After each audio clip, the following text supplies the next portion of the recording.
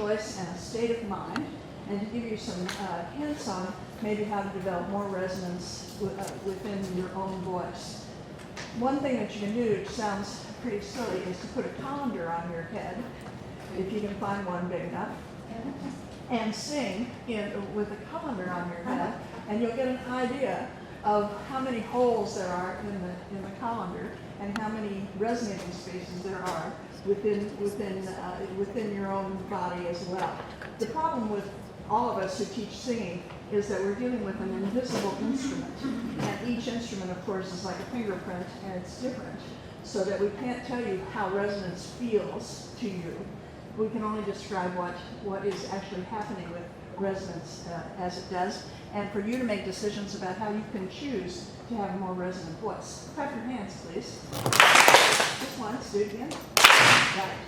That sound that you made had 3 parts to it, and they all end with shun. Do it again. Okay, to make that sound, there had to be 3 things happen, and they all end with shun. Anybody know what they are? Motion. Intention. Motion. Let's just say some words. Motion, I'm hearing. Lucian. Say it out loud. Motion, Friction. friction, percussion, Intention. what? Intention. Intention, Duration. duration. Suspension. Now pick the best 3. Intention. Motion. Intention. To make resonance happen, we have to understand the definition of resonance before we go down. Let's just think about the 3 parts. Re means again, and sonance means sound, but in its strictest use in phonetics, it means the quality of sound that is voiced. And all vowels have sonance, they have sound. Most consonants do not, with the exception of the syllable consonants, L and M and N and V. And those are consonants that have music within them. They have sonance within them. So that's why we tell you to sing vowel to vowel to vowel, because that's where the resonance lives, is in the vowels. The consonants are there merely for articulation. But getting to the vowels and holding the vowels the same length and bubbling them up with air is what we're all about. Okay, the 3 parts of sound.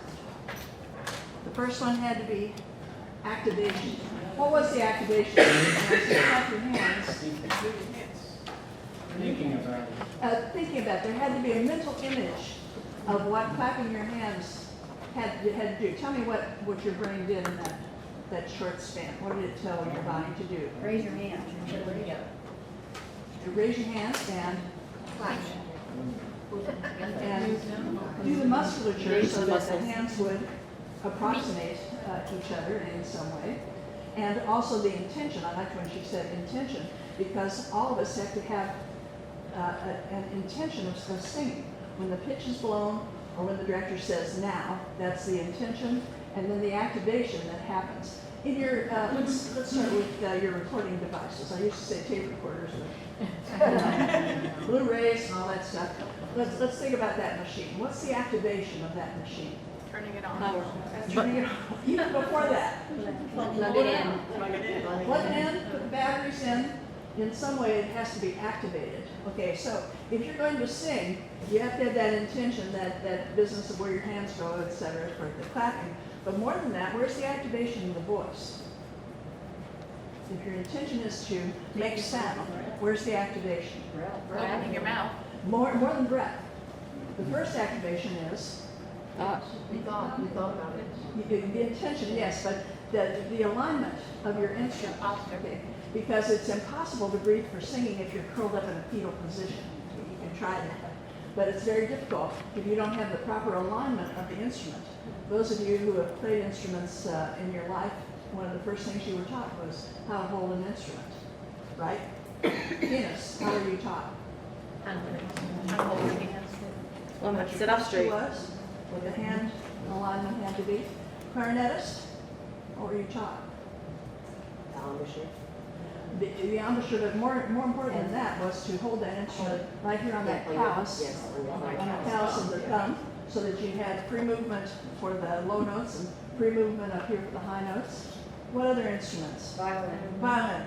Tell me, what was to curl your wrist inward so that you would be able to reach on the high notes, and to relax this wrist so that you would be able to stroke up So and you down. have tension in one wrist and freedom in another. Another. Okay, that's the first thing that has to happen though with our breathing and singing is there has to be an activation. We're going to take the breath in, we're going to expand the lung capacity. We'll do that by relaxing the diaphragm, relaxing all the abdominal muscles and letting the air come in. Second thing that had to happen, I heard it, but you didn't say this word. There has to be vibration for sound to occur. So let's take the wind, for example, the invisible wind. How can you hear the wind? What does it vibrate against? The trees or the leaves or It may vibrate against trees, that's right, we're calling leaves that vibrate together. What other vibrations are in the wind? The air. The currents that push it along, for example. And in your own voice, well, let's go back to the recording thing again. Okay, you plugged it in, put the batteries in, that's activation. Where's the vibration in a Larynx. recording device? The larynx. In a recording device? Oh, recording device. No, not the speakers. The tape. It started in the microphone. This is where it gets really silly. If it were a CD player, where would the vibration occur? In your ear. It would occur on that light on the disc, okay? If it were an old-fashioned tape recorder, it'd be those heads coming down on the tape. There has to be some place where vibration occurs. Matt, in the voice, where does the vibration occur? Right at the vocal folds, about the size of a dime, sitting right here at the base of your neck, usually, we hope, and encased in a bone structure that's called the, say it right, Larynx. the larynx. That's right, not the larynx. Okay, that's an animal of some kind, I think, but the larynx is what's encompassed. That's where the vibration takes place. And in good singers, we hope that we can facilitate the taking in of the air and the approximation of the vocal folds together so that no sound is hoarse or that has fuzz around it. We want clear phonation. Say it for me, please. Hook, hook, hook, hook. Say it. Hook, hook, hook, hook, hook, hook. Now, take a deep breath. You should feel it from the top of your pubic bone all the way up to here. Hook, hook, hook, hook, hook, hook. That's right. And what you're doing is phonating there. You're bringing air from the bottom up and right at the bottom of the vocal folds and making that sound. But there would be no great sound if we just only had activation or vibration. In other words, if you didn't have a head, there'd be no sound. Because what's the third part that you have to have? The topic for tonight. Resonation. You have to have a place for the sound to resound. Okay. So when I'm talking here, I'm talking against all these hard surfaces. Your bodies, my voice is resounding off everything in the room. And that's the magic of, frankly, barbershop harmony or any kind of a cappella harmony, is that we can resound our voices against the voices of other people and against the bodies of other people too. So, take notes down there. We're going to get a quiz after this. What are the three parts of sound too? Here's the definition of resonance as we know it in the barbershop world. Good resonance should help you to amplify your voice so that there's more strength in your voice. And it should enrich the tones produced by voice. All of us have this regular speaking voice, but that's not our voice for singing. We can choose to have a better voice by using better resonance. We can enrich it and we can amplify it. We can make it stronger. Now it is true that the voice is very connected to the ego. And so people who don't have a lot of confidence in themselves may think that they have just this little voice that doesn't really have magnification powers. But through enough coaching and vocal work, you can bring out more voice and a prettier voice through uses of resonance development. No, I don't want to upgrade Windows to whatever it is. Don't do that. Those little things that pop up all the time. 3 kinds of resonance. Why do you have to know 3 kinds of resonance? No, I don't want it. Sorry, I gotta get rid of that. It bugs me. Can you come on? No, let me write it. Never mind. 3 kinds of resonance. 3 different resonators in your own body, and they'll be different in terms of where you think they are, given your own physical anatomy. First of all, there's conductive resonance. In other words, when you speak, your voice has a trademark to it because it is bouncing off your bone structure, your genetic tissue structure, all of the things that make you what you are, your anatomy. And that's why so many times brothers quartets and sisters quartets do very well, because their genetic makeup of their conductive bone structures and tissues are very much alike. And so when their voices start singing especially, and especially if they're tuned into each other, they can resonate in closer harmony than some of us can. A second kind is sympathetic resonance. This is the one that we really like in barbershop, because it means that our voice is better if we tune it to another voice near us. That's what makes ensemble singing so good. Some people are born to be soloists and to have a natural resonance in their voice. If you've ever seen a baby laugh, you've seen natural resonance. And it's hard not to laugh with them because it's contagious. It's absolutely free of tension, and all of the conductive resonators are working. On the other hand, if you've ever seen a baby cry, you've seen tension in the voice. And you've seen all the tension in the breathing mechanism. Sometimes they can't even breathe because they're crying so hard. But a baby's laugh is that kind of free resonance that we're looking for. And when you put two babies together and get them laughing, that's sympathetic resonance. Okay? And the same is true, and we'll work on some things probably in rehearsal and when we go to rehearsal, in putting voices together that sympathize with each other. Because some of our voices blend better with others and not so with some others. And the third kind is synergistic resonance. That's the really wonderful one. And some of you have experienced this, especially at the B+ level. Not only is your voice sympathetic with your singers who are around you, but you actually lose your own voice within the resonance of everybody else, and you cannot hear your own voice. Your voice is going through other people's heads, their voice is coming through yours. And together, you are more than two people. You are four people because you have synergy within the resonance itself.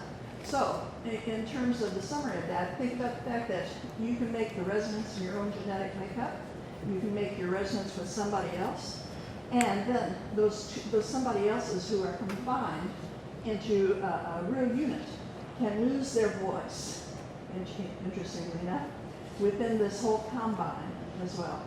As a music and sound judge, many times I have to write on the judging sheet, the score sheet, one voice is piercing the fabric of the sound. Okay, I like that metaphor.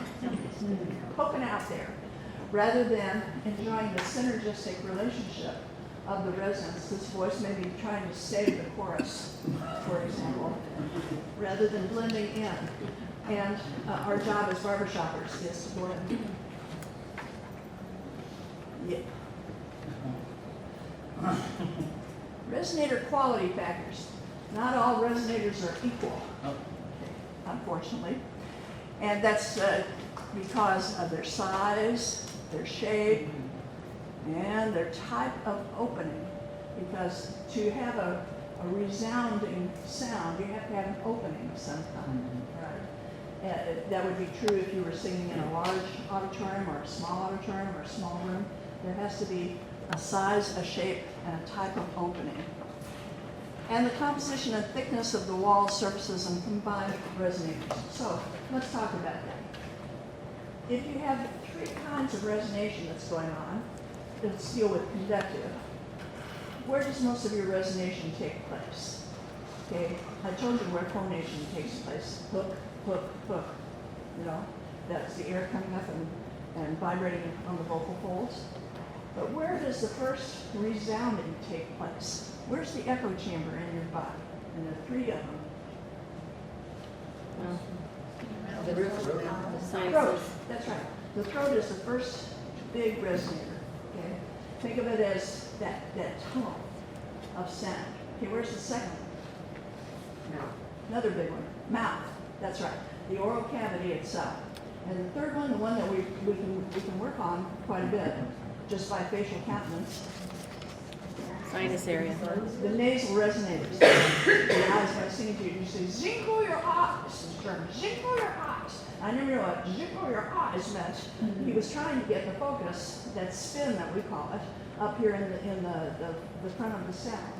So if you think about that, the throat, the oral cavity, and the nasal, size, shape, type of opening, which one's most important?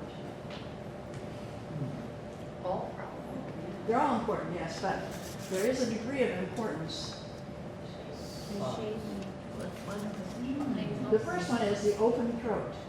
There has to have that feeling of being free and open. You see that on your score sheets all of the time. And it means that very often people shut down their throats and they make a very tense and strident sound when their throats are constricted. And that comes usually from a tension of some kind in the mind.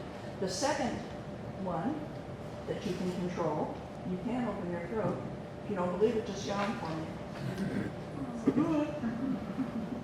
That's right. That's the open throat. That's the feeling. Here's another feeling. If you ever come to Colorado, there's a place called Greeley, Colorado, which is owned by the Montfort family, which owns the Rockies and half of Colorado, and more cows than you can imagine.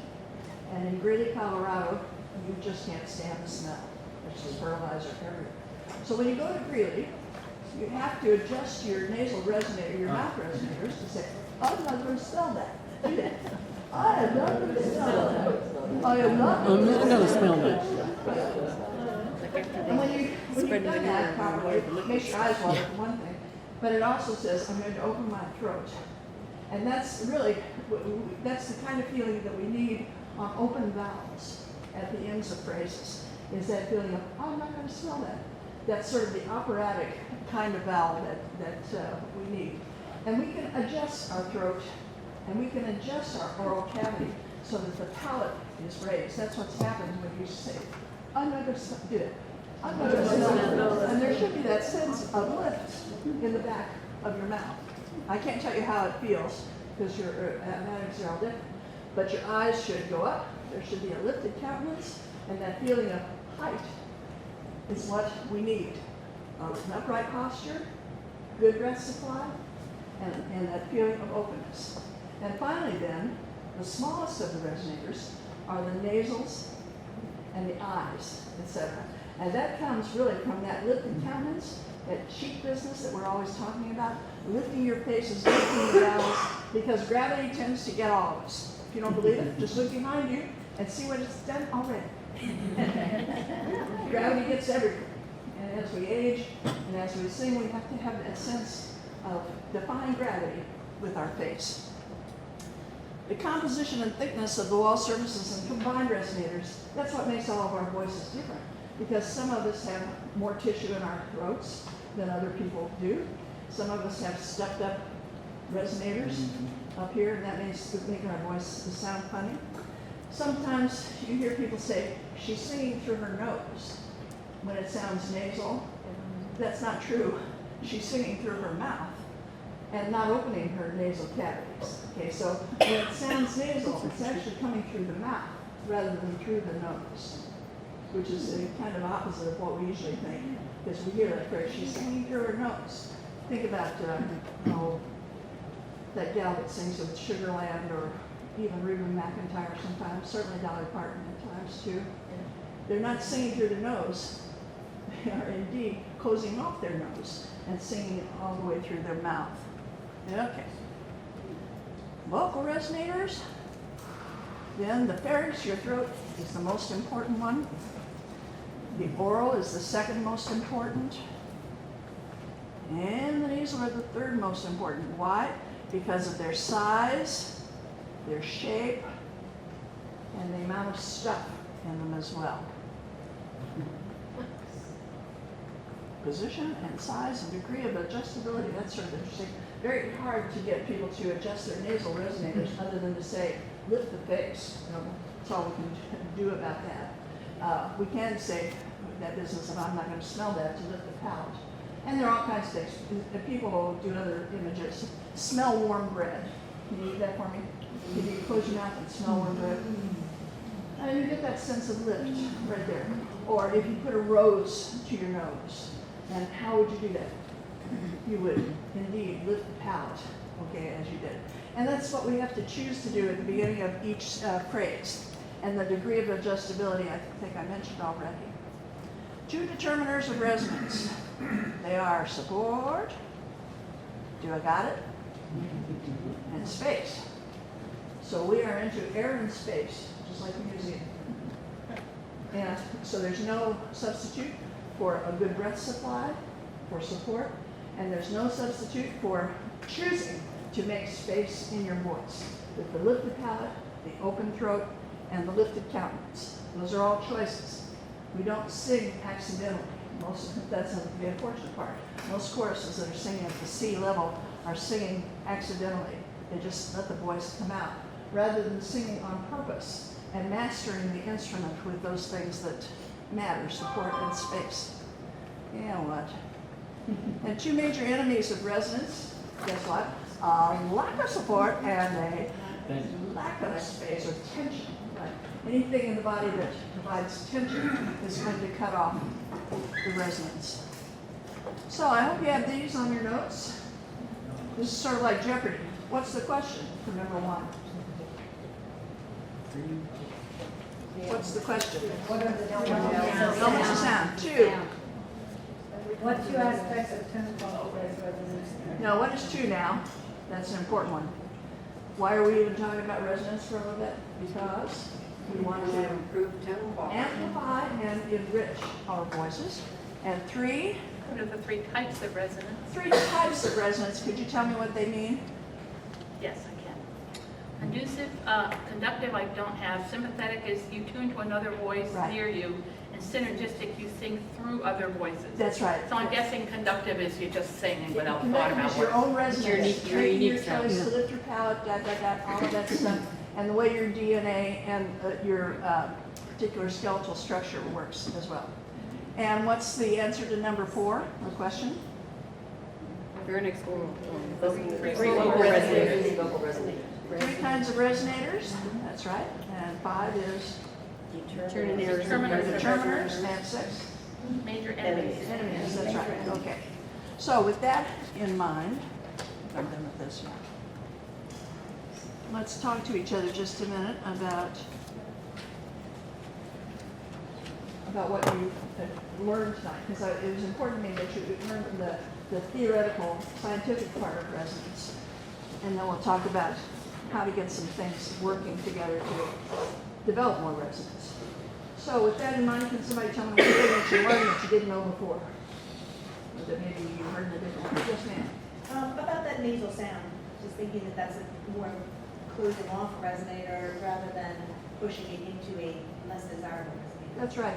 And it also comes from singing with just a straight palate, without that uplift.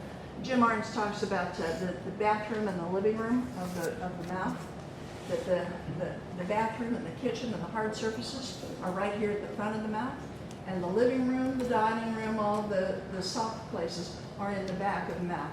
And our idea is to get both of those resonators going so that there's a dark, a rich sound with a spin to it. And that's the hardest part to teach people, because we would all feel that differently. But I would guess that all of you as singers have gone through a passage of some kind where you were singing it and it said, yes, I'm in the zone. I'm in the zone. And I feel both of my resonators working. I even buzz myself, you know, as well, besides buzzing with somebody else. What else did you learn? Anybody else learn anything? I did.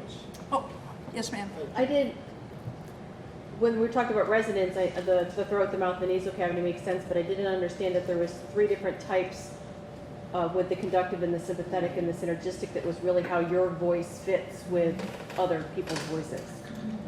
And it truly does. I think it's sort of interesting in siblings. If you put siblings together, sometimes you can't tell their voices apart.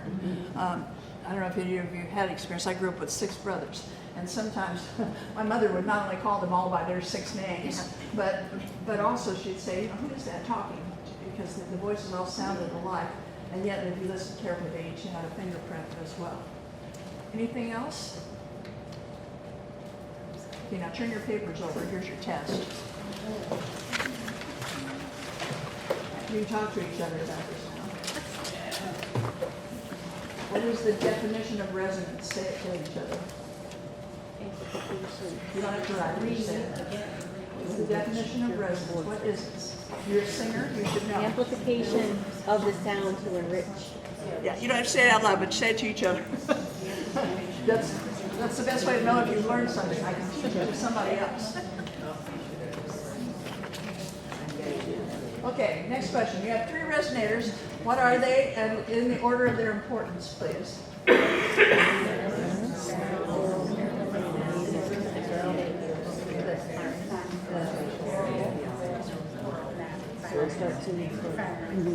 Why are the first 2 more important than the third one? Why are the first 2 more important than the Size and shape and because of the degree of adjustability. In other words, you can make a concerted effort to make your throat bigger and to make your mouth larger. Okay. Some people, especially tenors, sometimes they get on a high note and they barely open their mouth. Okay, and they'll sing on the corner of their mouth when really they'd have a much better time of reaching those high notes if they went to a more neutral vowel. Now, you can't sing an E vowel up there on that high note anyway. So singing it closer to an eh sound, for example, would give you more space in the mouth, and they'd actually open their mouths rather than trying to go out some corner. But I've seen tenors do that as well. The same thing happens with basses when they close off the pharynx. Trying to get down. Do that with me. Because when you do that, what you've done is to completely block off the pharynx from developing, the fullness that it needs. Now, what does all that entail? Well, it entails a good attitude, good health, because to be free of tension and to call on space, you can't have a lot of things bearing down on you. And that's really the problem and the promise. Singing is a very healthy thing for us because it helps us to relieve those tensions, and that's why you forget about everything that happened during the day when you've had a really good rehearsal, right? As well. Yes. Okay, you have 2 other handouts. You just go through it. The definition of resonance.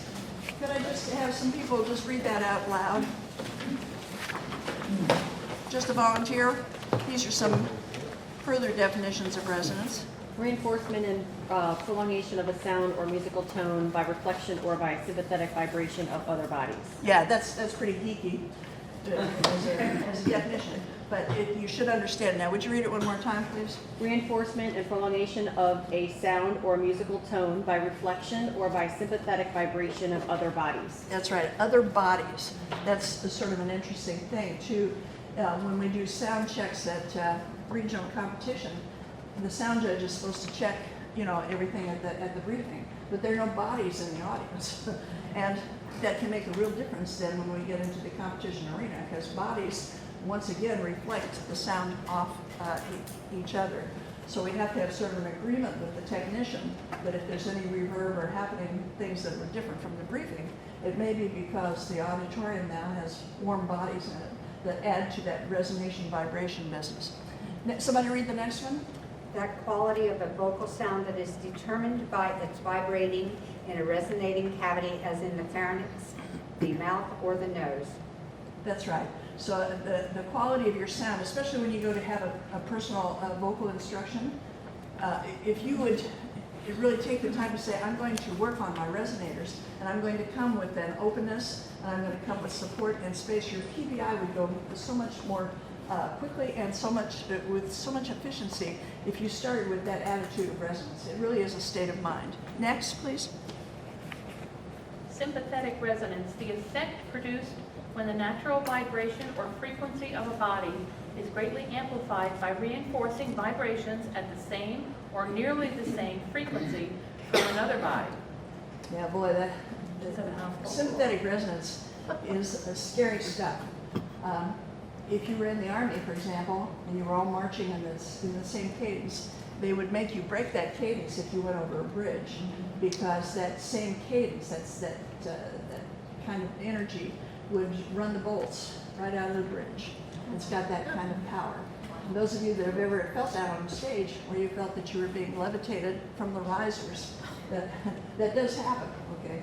And you sort of have to guard against that, because in the excitement, sometimes you can fall right off those suckers as well. Especially when you get to the point where your chorus is making a wall of sound, because that's what we're after. A wall of sound with a wall of chords as well. And some of you older folks like me will remember in Kansas City some years ago at a tea dance on a Friday afternoon, there were people dancing to the same tune on a balcony that was stretched across the entryway of this hotel in Kansas City, having a good time. They're all dancing the same thing. The balcony collapsed, and they found that the bolts had come out of the walls because they were all sympathetically resonating with their bodies. It's a very powerful force that we have as well. And if you've ever been in a room where choruses are singing at the A or A plus level, you have experienced that too, because the force of the sound coming off the stage can sometimes sweep you away. And we know that it works with rock concerts, because it can make kids do things that they never even thought about before, because of the power of that kind of sound as well. And then finally, is there one more? Two more. Go read to me. Okay. The amplification and enrichment of tones produced by the voice. And that would be the question, the Jeopardy question is? What is resonance? It's what we're after, is the amplification. What is resonance? What is resonance? That's right. We want to make it rich, and we want to make it loud. We want to make it so that the message gets to the heart of the audience. And one more. Producing tones like diamond on black velvet, brilliance and sparkle in a rich, full, round, warm sound with real body and thrill. I hope you'd read that before every rehearsal. Or Joe, that might be a mantra. That's what we're after. Would you read that one more time? Because this is the sound we're after. Producing tones like diamond on black velvet. Can you get that image? Okay. There's a richness to it, and it's probably has good light too. Remember how in jewelry stores they have those lights that make everything work wonders. Okay. Brilliance and sparkle in a rich, full, round, warm sound with real body and thrill. And it only happens if you choose to make it happen, because accidentally our voices don't do that unless you're just a natural born, diva of some kind as well. So finally, the last two, development. Anyone? It's all about using air and creating space in the major resonators. That's right.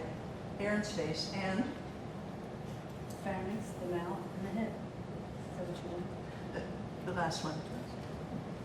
The amount of resonance in the voice is determined by our ability to keep these parts of the body open, relaxed, and free while we sing. Right. And that's where we are with Sweet Adelines, is working to that higher level of freedom and relaxation and getting our sound up to the excellent level. In your case, you're at B+ with the last competition performance that you had. And as I was telling Lori Jo at dinner, it's important that you realize that at B+, the chorus is now singer-driven rather than director-driven.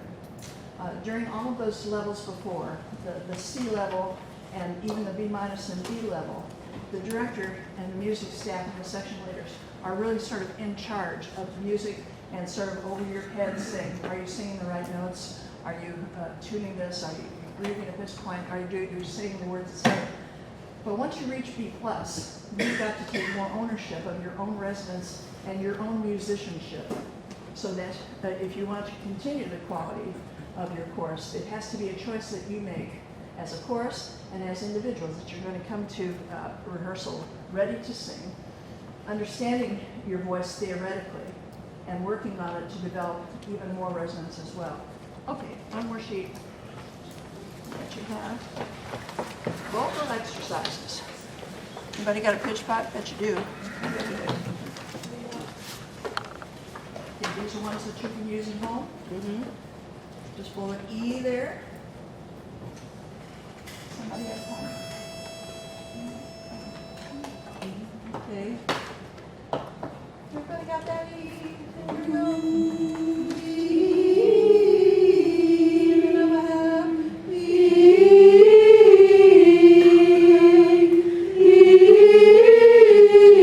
right, okay, high for the fellows, but it's good to start in that middle register, that bottleneck register for the female voice between middle C, and starting right around where the passaggio is, at that E, the E note, right, and the E vowel is a good one also to work on as well. Then you change it. Now sing A, you go.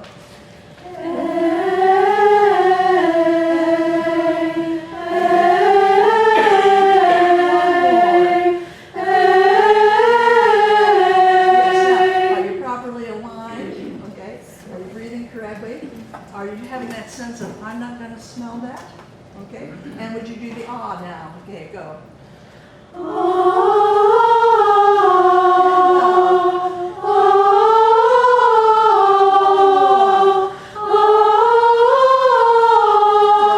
We're looking for enrichment and amplification. Okay, and those are exercises that can help you do that. Another thing that will help you is starting with an Can you say Okay, and let's put this down now. Let's blow a C. Do the same exercise. La, the says, I'm ready to sing at the back of my throat, and I'm going to put it to the front of my mouth. Here we go.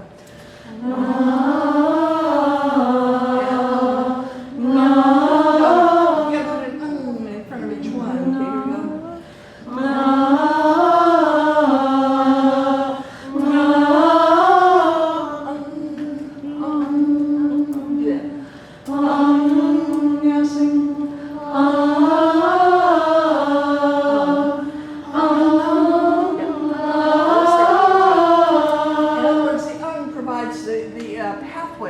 For the ahs to come out, okay? So that it's not NGA, it's ah, okay? Do that one more time. Can you see again?